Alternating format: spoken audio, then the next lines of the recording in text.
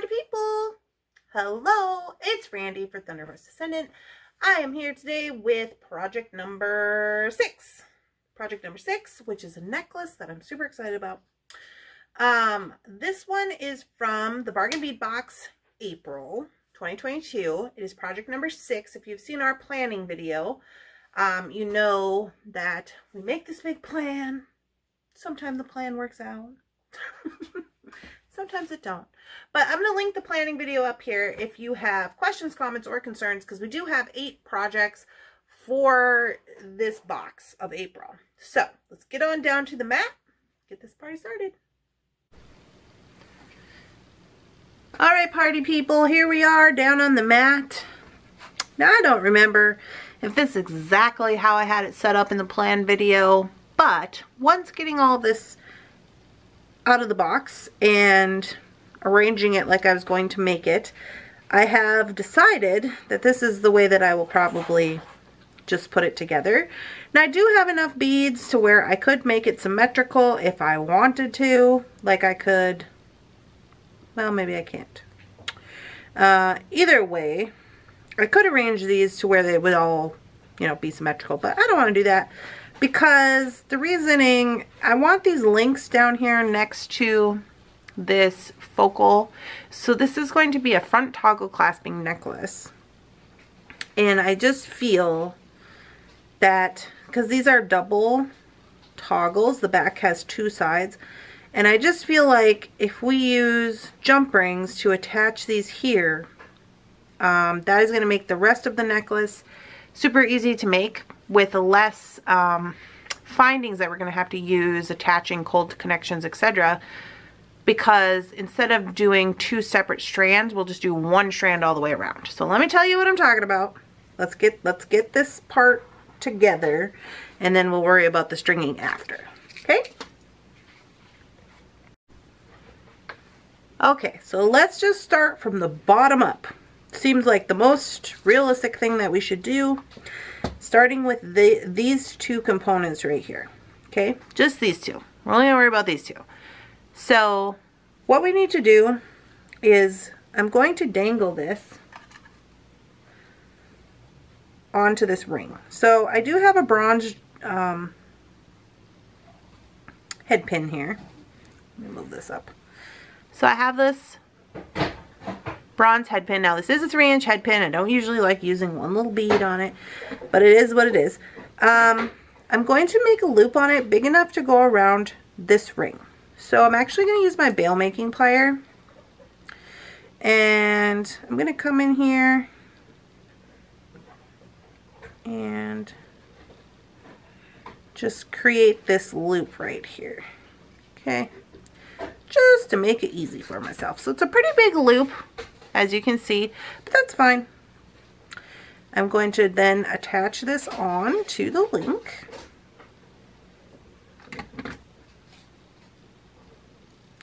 And I'm going to keep it large like that just because it's kind of a part of the design element.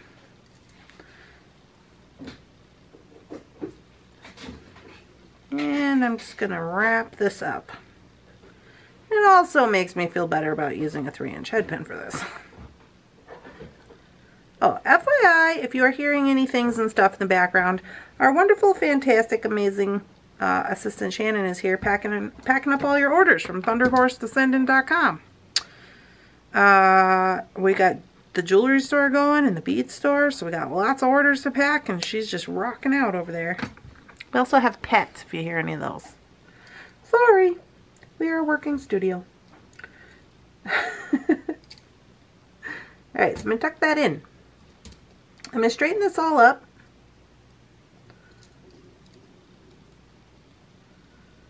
And there we go. Make sure this is all fine, which it is. And now I can move this back down here. So this is our first part of the necklace. So now we are going to be attaching this part of the toggle to this portion of the necklace. We're going to be attaching this part of the toggle to this part of the necklace. So I'm going to move this out of the way. We don't got to worry about that right now. What we do need to worry about is attaching this to this, right? Easy peasy. So what I'm going to do is I am going to look right here at where this is going to be hanging, the hinge. So let's say this is a clock. It's not going to be hanging at 12 o'clock. Okay, if this is 12 o'clock, 1, 2, 3, 4, 5, 6, 7, and around, it's probably going to be hanging at about 10 o'clock, if we're being honest about it, right? These hingy parts right here. Probably about 10 o'clock. So what I'm going to do, when I go to attach this, I'm going to use a hole punch to punch this hole. I'm going to use my metal hole puncher. This is going to give me a 1.5 millimeter hole in this toggle clasp, and I'm going to want to make sure that when I am punching this hole, that this hole, I'm going to have the back of my clasp lined up at 10 o'clock or wherever I want it to be, and then I'm going to punch at 6 o'clock. That's where I'm going to do my punch to attach this. Now, you wouldn't have to punch a hole in this. You could just wire wrap around like we did right here. Completely up to you. I'm going to try to punch it to see if it's possible. So everybody say a little prayer. Might not work out. Oh, hold on, my stuff is loose. There we go.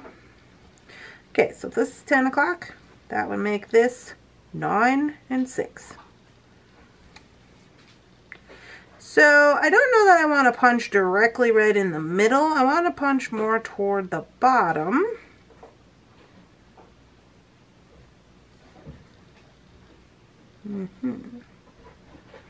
Probably like right here. It's feeling pretty tough. Not even gonna lie.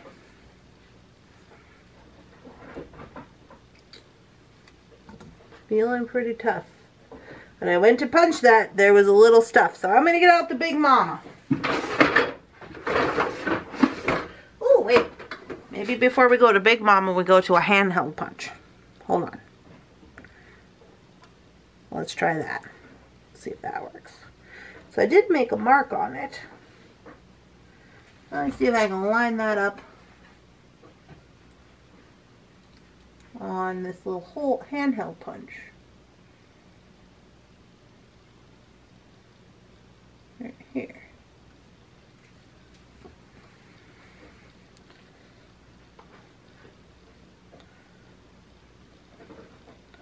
Use all them muscles.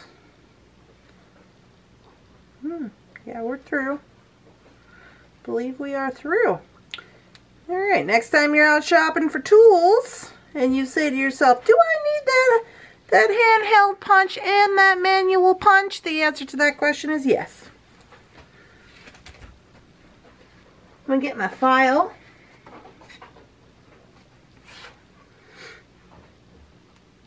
And I'm just going to file a little here on the back. I don't want to scrape up too much. Go around in there so there ain't no burrs. The top's pretty good. I don't want to mark this up too much. So we're pretty good there. To be honest with you, that's about 10 o'clock. I got about 9:45 is what I got on my clock. Alright, so now what we're going to do is we're just going to utilize a jump ring, oval jump ring. Hopefully an oval, large enough to get in there. This is a 8mm. We'll see if that'll fit.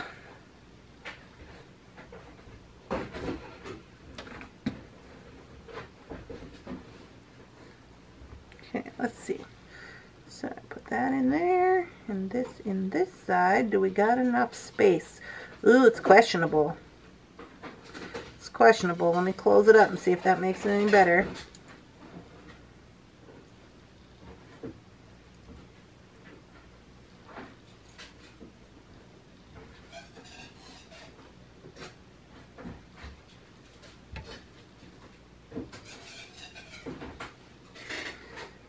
Okay.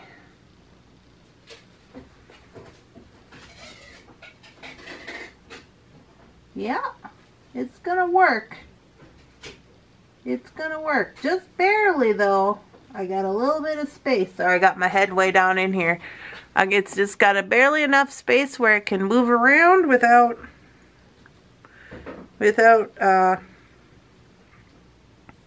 knocking into each other too much. So we want it to be able to move around. Alright, so we got that. So far, so good. Now, on to the next piece. So this is our, we're going to keep going with this side because this is the side we were working with. So now here, I want to connect this link to this toggle clasp. Now this is going to look backwards because I'm flipping it over. And I'm sorry about that, but this is still the left side of the necklace, but when I flip it over, we got to work here. So it's going to look like the right, but it's not, because that's not confusing at all. But here we go. So first things first, we're going to get into our jump ring situation. We're going to get some round jump rings. Round jump rings. Round, round, round. Let's see, what kind do I want to use? I'm going to use just some round. These look to be maybe some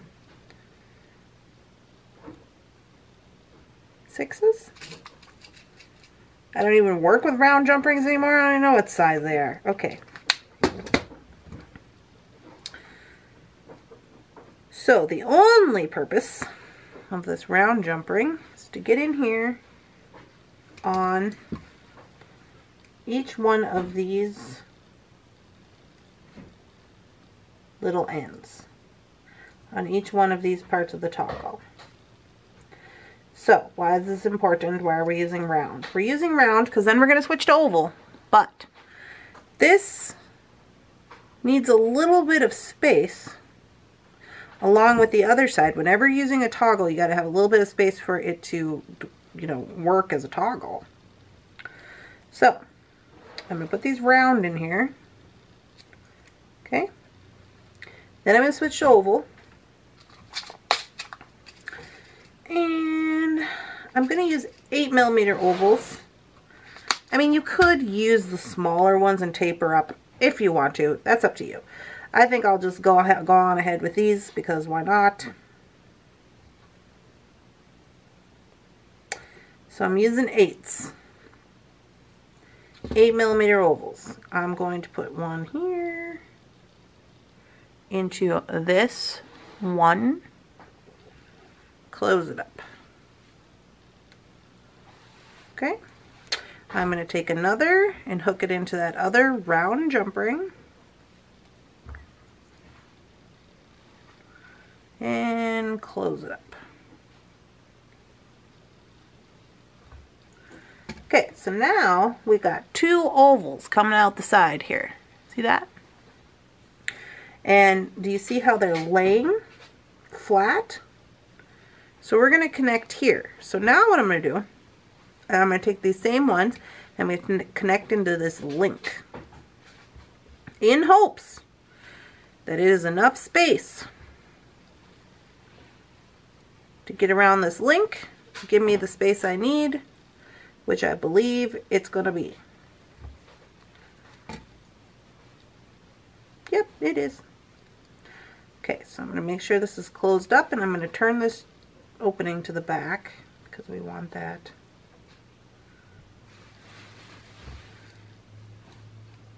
In the back.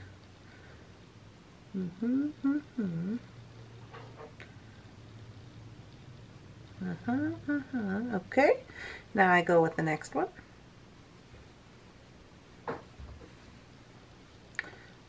So, hook onto that side and onto this ring. So we got 2 oval jump rings connected to this ring now. Close this up.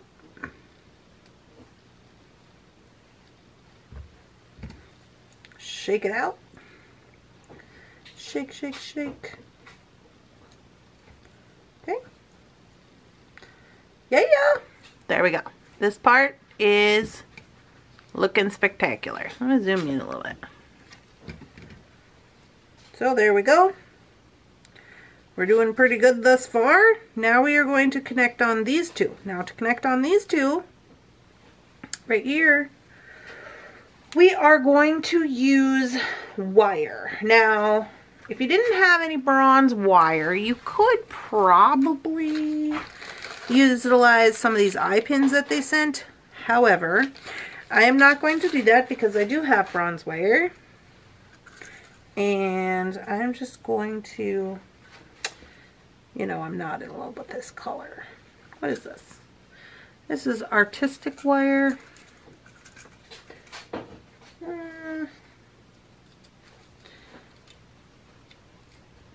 That's 24 gauge. Hold on a second. I gotta see what I can see here.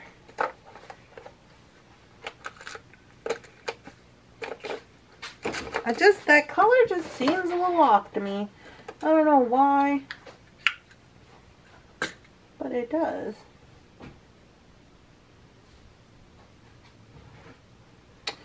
So, I don't know. I could use 24 gauge, but that's pretty small, and I don't really want to. I like the color on that one better. I guess we're just going with this. 22 or 18. 18 is kind of a lot. All right, here we go. Sorry, debating with myself. Okay, so now what we're going to do is we're going to spin these two up. But we are going to fit it over this ring. So I'm going to come in here way up. Way up here on my round nose plier to get a larger loop. Okay.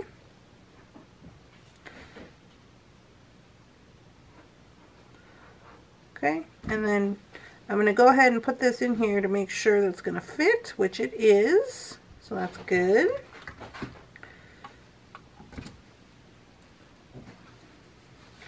And I'm just going to wrap this.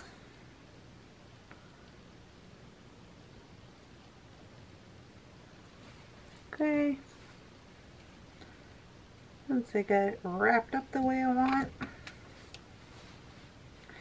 trim that off. Tuck this in, push it down if you need to.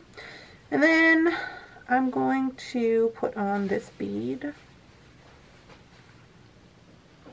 Now you have an option right here. We always are up for options. So you could just put on both if you wanted. Or we can finish off this link and do another. So I think I'm gonna finish this link off and do another, just for fun.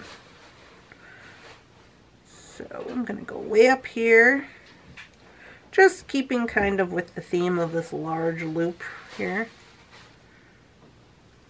Wrap this around, finish this one off.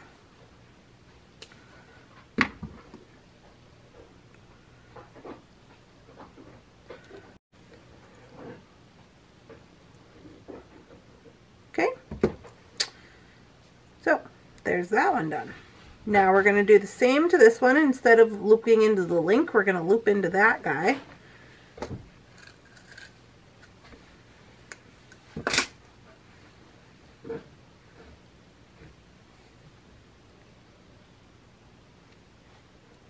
I'm not going to make such a big link or loop this time because I don't need it.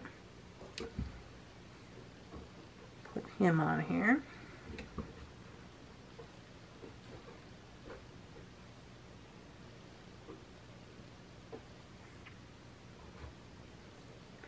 Okay, right here, I'm going to grab a hold of this, and I'm just going to wind it around just like we did before.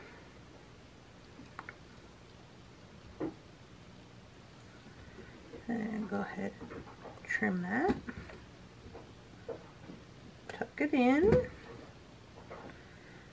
Make sure everything is the way you want it. Put on this bead.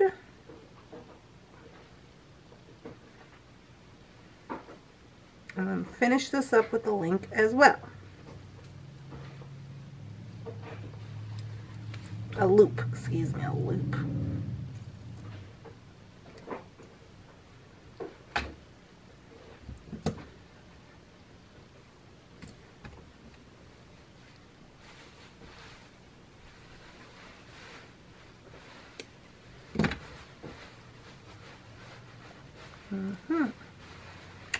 Alright, so we have officially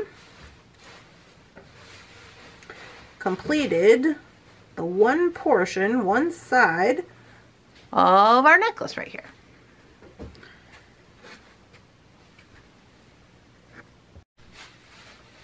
Okay, now we're going to move on to the second part of our necklace. And that is going to be attaching this guy right here. Okay? And onto these portions of the necklace. Now, with this one, we're going to need more links on this one because this is the one that's got to pull through this portion of the necklace. You see how much space we have? So it's going to have to pull all the way through there and then get settled back in. So we're going to need more links on this side to have that actually functioning as a toggle clasp. So what we're going to do, we're going to go back to our oval jump rings, and we're also going to go get some round ones. Why are we using round for this? Round fits in there. You can get 2 to fit into that clasp comfortably. Now you probably could do that with an oval, with a smaller oval, but how many size ovals do we really need to be using? Just asking.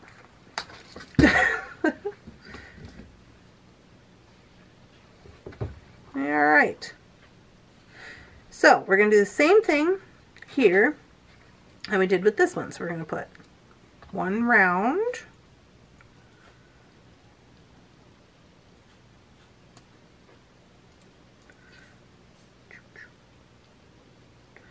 Okay, left hand. Left hand was like, oh wait, what? You want to do work today? Meep. I hear Mr. Bunsen. He's meeping. Meep.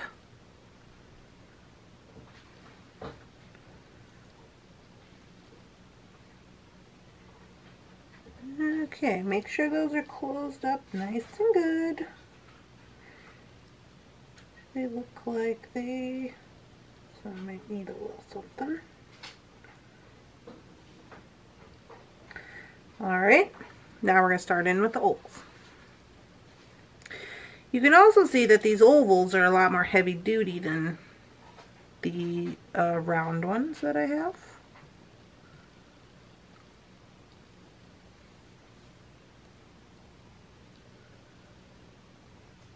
Okay.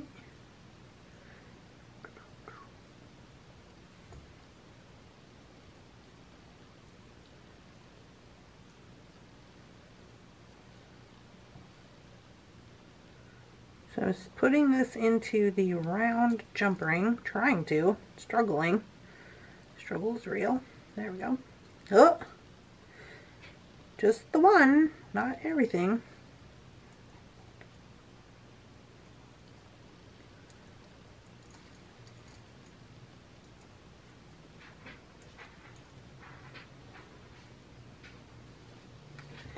Okay. So now, I want to do extra loops here. Extra loops before I go on to this link. So I'm going to get 2 more of these oval jump rings.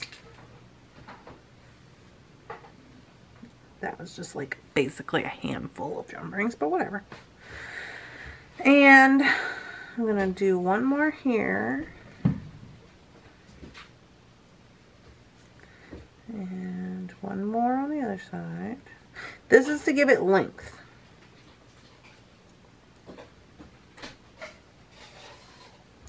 Okay, so now even if you wanted to, you could even put a round jump ring in there if you wanted to keep them together, but that kind of is cumbersome. So now, let's see if we've got enough space or if we have to go one more set of jump rings.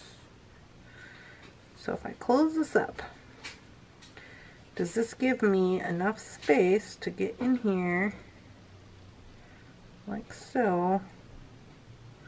Yeah, I think it does. So even though this one has extra jump rings on it, it needs that, they look like they're in the same exact place. You see that? But it needs that to be able to get in and function as a toggle. So I'm happy with that. I'm going to add the other.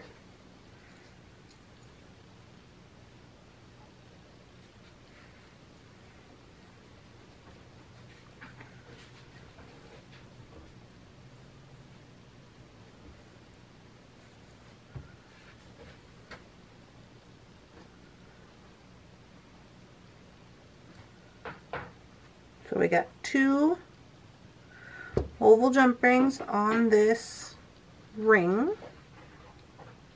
connecting the male part of the toggle,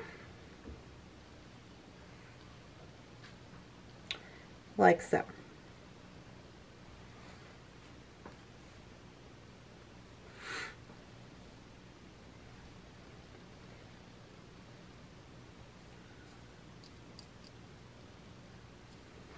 I feel like this toggle or this jump ring is different than the one that I have on there.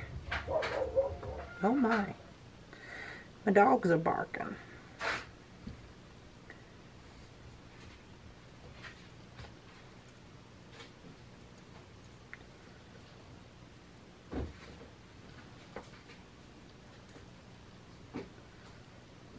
I don't know if that was just me that felt like it was a different size, but it felt different, so I took it off and fixed it. Alright, here we go. So now this portion should be able to go in there, like so. Ta-da! Yes, looking good. Alright, now what we're going to do is we are going to wire wrap these 2 together at the same time. No jump rings required for that. So go back to the wire. And I'm going to get a little extra wire this time because we're going to make some bigger links. Not need too much, but...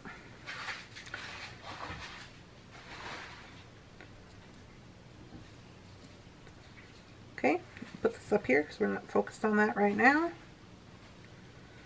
We're just focused on this part. And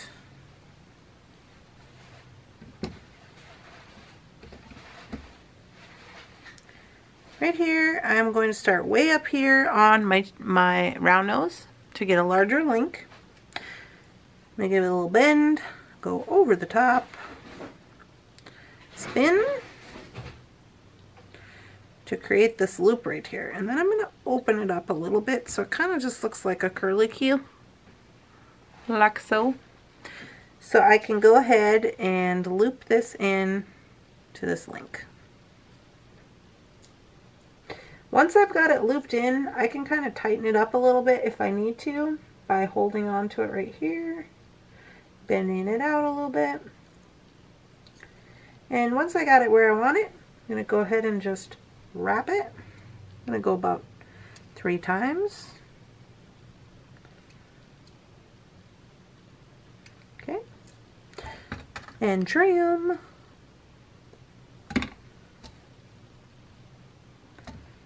Cool. Then I'm going to put the bead on. And then right here, I am going to make another large loop because we're going to attach onto this side. So I'm going to give it a go way up on my plier, bend, go over the top, spin, make that loop shape, and then open it up a little bit just by bending it. So you have this kind of shape. And then you're going to put this one on there, get that maneuvered into place.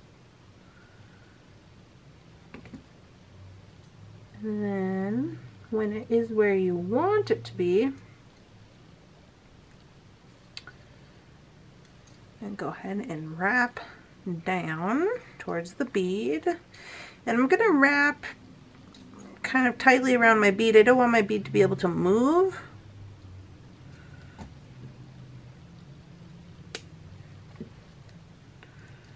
And then I'm going to go ahead, tuck this tail wire in, and make sure that's all good to go. So,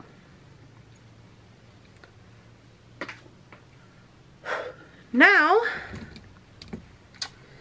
we got that part done. So here we are with everything in place for the, in essence, focal or you know, front toggle portion of this necklace. Now, these are not necessarily going to be even. They're not supposed to be. I mean, like, as far as they're not asymmetrical, or they're not symmetrical. So it's not really necessarily supposed to be even. But the reason I did it this way is so that when we go with our beads, we then just can hook on to both of these with our beading wire and go around. Everything else is complete. We don't have to mess with it. We don't have to add any horseshoes, wire guardians, none of that. We can just go right in here and do a crimp and have yourself a wonderful time. Now, if you want to use those other findings, that's completely up to you. I'm going to go ahead and get that started. I'll be right back.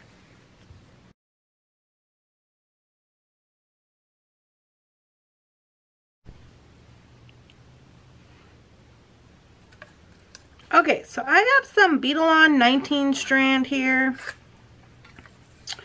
and I would prefer to have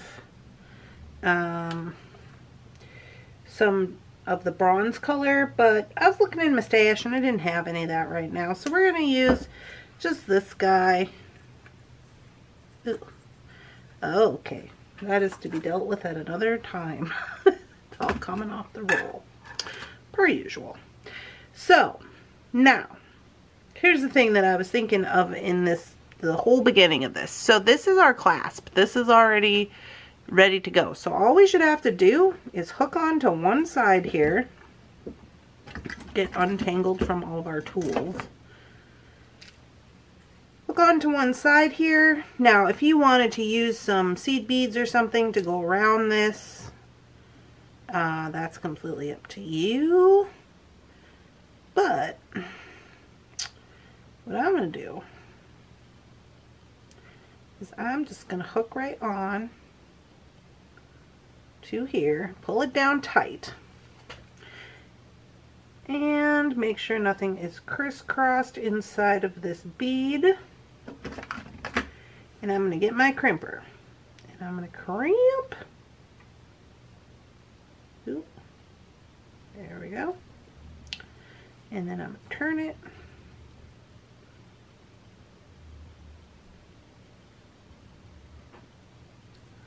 I'm going to crimp again. And it appears all things with the pull test, all the things are right in the world. So I'm just going to give this little trim. Hi, Mr. Bunsen. Mr. Bunsen is here for beading. He says, hello, here I am. And we should be able to just put all these on here.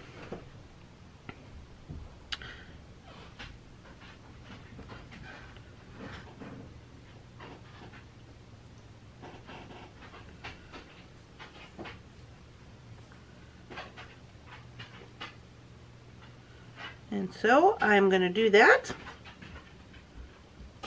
Throw this into fast forward. I'll be right back.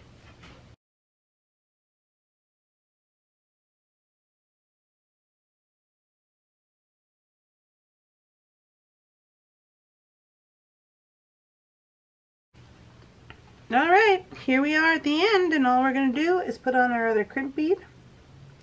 Go right through this circle, and I feel comfortable with this because this is a wire wrapped loop that we had made. So there is no cut in it or anything.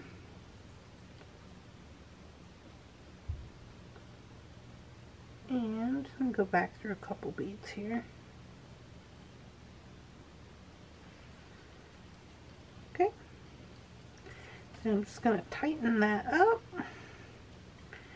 And I do want them to be able to move a little, so I'll scooch this down just a smidge. Get gravity involved.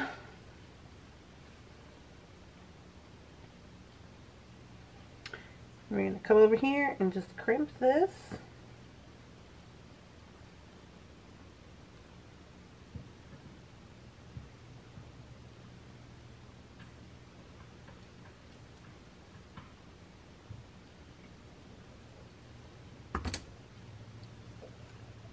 Looks good. Alrighty.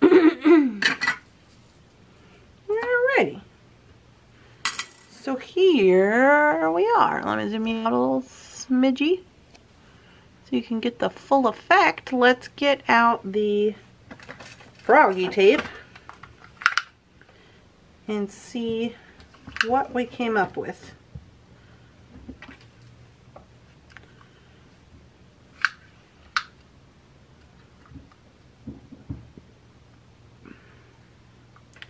So to the clasp, it's about 18 and a half, depending on where you want to measure it. It's perfect.